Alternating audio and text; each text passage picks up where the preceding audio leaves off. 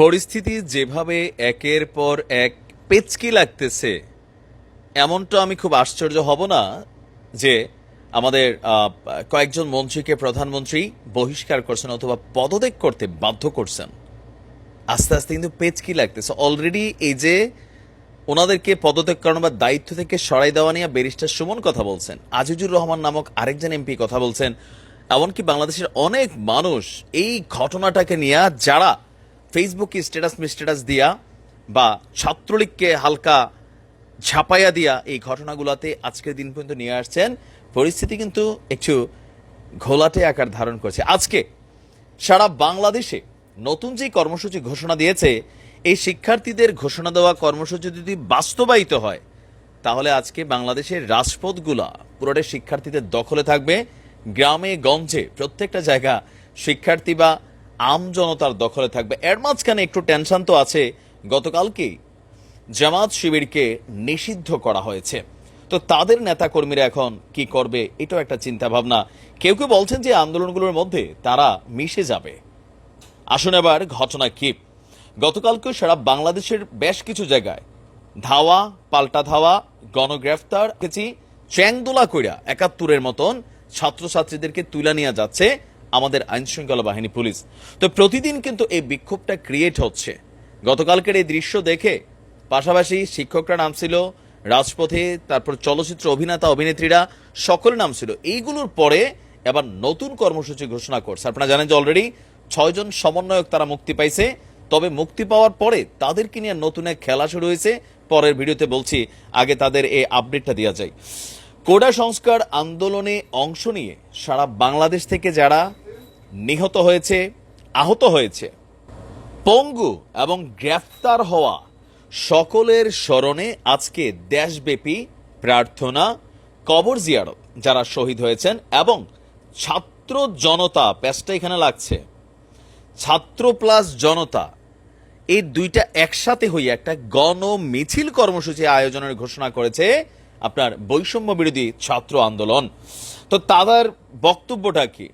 গতকালকে সংবাদ মাধ্যমকে পাঠানো এক বিবৃতিতে এই মুহূর্তে এই আন্দোলনের সমন্বয়ক আব্দুল কাদের তিনি স্বাক্ষরিত এক সংবাদ বিজ্ঞপ্তিতে এই কর্মসূচির কথা জানানো হয়েছে। এখন সোশ্যাল মিডিয়াতে এই কাদেরকে নিয়ে এক শ্রেণীর মানুষ পোস্ট করছেন যে সে শিবিরের সদস্য। এখন দেখেন, আপনারা মাঝে মাঝে গাছে তুলে ফেলেন। এখন দেখেন, সে যদি শিবিরের সদস্য হয়, আজকে তার কমান্ডে সারা বাংলাদেশের ছাত্ররা হাঁটতেছে, তো ছাত্রলীগের জন্য এটা কি লজ্জার নাকি সম্মানের? আউলা জলাদের ট্যাগ দিয়ে দিচ্ছ তোমরা না বুঝা মিয়া। যদি সে শিবির হয় সেটা আলাদা ইস্যু থাকতে পারে তার ব্যক্তি জায়গা থেকে, আমি জানি না। বাট এই যে গতকালকে থেকে আমি দেখছি যে তারা নিয়ে এসে শিবিরের এক্স ট্যাক্স এই সেই, তো তার মানে এখন আব্দুল কাদেরই মোটামুটি একটা সমন্বয়কদের মধ্যে প্রধান দায়িত্ব পালন করছে। তো এক ছেলের আঙ্গুলের ইশারা লারে বাংলাদেশ। আচ্ছা, তো সে কি বলছে? আপনার গণহত্যা এবং গণগ্রেফতারের প্রতিবাদে এবং শিক্ষার্থীদের ৯ দফা দাবি, ৯ দফা দাবির মধ্যে খুবই গুরুত্বপূর্ণ অংশ হচ্ছে প্রধানমন্ত্রীকে প্রকাশ্যে সরি বলতে হবে। এটা নয়তো প্রধানমন্ত্রী বলেই দিলেন, তিনি পরিবারের প্রধান, বলতে পারেন যে মানে পরিস্থিতি হয়েছে। কিন্তু ৪ জন মন্ত্রী, বহুত পুলিশের ঊর্ধ্বতন কর্মকর্তা, তাদেরকেও কিন্তু পদত্যাগ এবং বহিষ্কারের, বিচারের, গ্রেফতারের আওতায় আনার জন্য একটা কিন্তু আর্টিকেল আছে ছাত্রদের এই ৯ দফার মধ্যে। এইটা কিন্তু আসলে কঠিন হয়ে যাবে।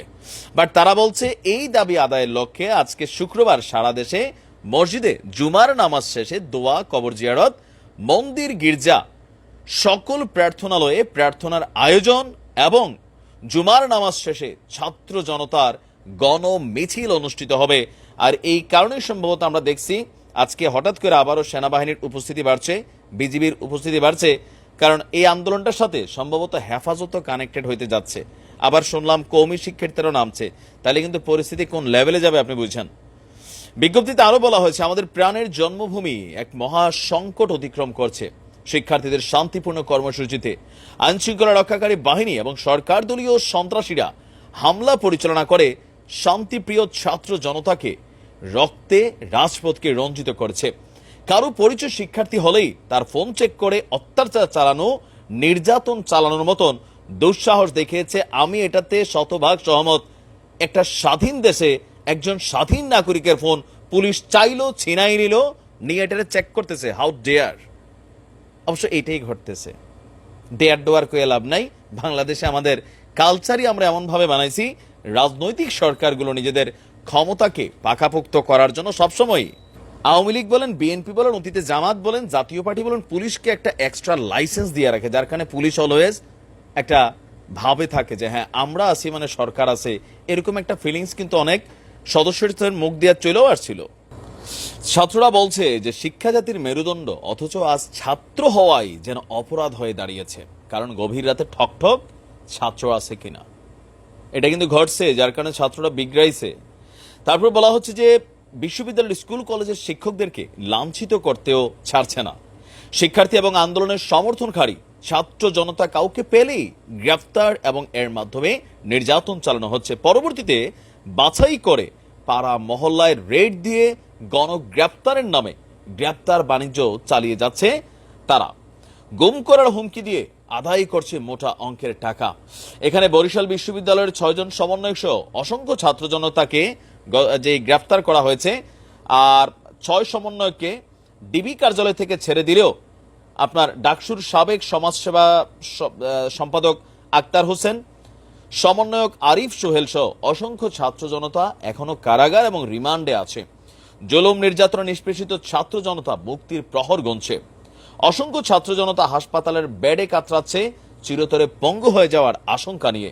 অনেক ছাত্র, সাধারণ মানুষ চোখ, কান, হাত, পা কিংবা শরীরের অন্য অঙ্গ হারিয়ে চিরতরে পঙ্গু হয়ে গেছে। বিবৃতিতে বলা হয়েছে, আজ ছাত্র সমাজ ঘরে শান্তিতে ঘুমাতে পারছে না, প্রতি মুহূর্ত কাটাচ্ছে গ্রেফতার এবং গুম হওয়ার আতঙ্কে। শহীদ এবং গুম হয়ে যাওয়া মানুষদের স্বজনদের আহাজারিতে ভারী হয়ে উঠেছে বাংলার আকাশ বাতাস। আর বলা হচ্ছে যে ঢাকা বিশ্ববিদ্যালয়ের লোক প্রশাসনের বিভাগের শ্রদ্ধেয় শিক্ষিকা শেহরিন আমিন মোনামি নুসরাত জাহান চৌধুরীর গায়েও হাত তুলেছে পুলিশের কিছু কর্মকর্তা। এই ঘৃণ্য হামলার তীব্র নিন্দা প্রতিবাদ জানাচ্ছি। তারা বলছে যে আপনারা জানেন আমরা আমাদের কোনো ব্যক্তির স্বার্থের জন্য আন্দোলন করছি না, আমাদের আন্দোলন আপনার ও আপনার সন্তানের মুক্তির জন্য। কি অপরাধ ছিল আমাদের? সাংবিধানিক অধিকার চাওয়াটা কি আমাদের অপরাধ? কি অপরাধে শত শত ভাইদেরকে হত্যা করা হলো? আমরা এর জবাব জানি না, কিন্তু এর জবাব এবং বিচার না দিয়ে আমরা আমাদের আন্দোলনকে কোনোভাবেই থামাবো না। এখন আজকের আন্দোলনটাতে পেঁচ কোথায় লাগবে জানেন? আমি আমার আগের ভিডিওতে বলছিলাম সরকার তাদের মতন বোঝে, সেখানে অনেক ফাঁকনা ফাঁকনা লুকও আছে। বয়স হয়েছে, আমরা শুনছি বয়স হইলে মাথা কাজ করে না, ইয়াং জেনারেশনটা কানেক্টেড না কইরা এই যে হুট করে জামাত সে কালকে নিষিদ্ধ করছে, এখন আজকে ছাত্ররা ডাকি দিছে জনগণ সহ আসেন। এখন জামাতের তারা যদি আজকের এই আন্দোলনে ঢুকে আপনি কিভাবে আইডেন্টিফাই করবেন? এতদিন বলা হয়েছে যে পুরা ঘটনা জামাত করছে, ফাইন মাইনা নিলাম জামাত করছে, তো আজকে যে ছাত্ররা ডাক দিছে জনতা মাঠে নামেন, আপনি কিভাবে আইডেন্টিফাই করবেন? হুট করে একটা সিদ্ধান্ত, ফুট করে একটা কাজ, মানে হয় কি যে অনেক সময় মাথা আউলাই যায়। আমার কাছে এরকমই মনে হচ্ছে অনেক বিজ্ঞ যারা এই কাজ করছেন, কিন্তু মাঝে মাঝে আসলে বাপের থেকে ছেলেরও মাঝে মাঝে বেশি বুঝে, বাবারা সবসময় বেশি বুঝে বিষয়টা তা না। দেখা যাক আজকে কি ঘটে বাংলাদেশে। অস্থিতিশীল একটা অবস্থান তৈরি হবে। সরমনায় আবার ওদিক দিয়ে ডাক দিছে, হেফাজত রেডি। ভালো থাকুন।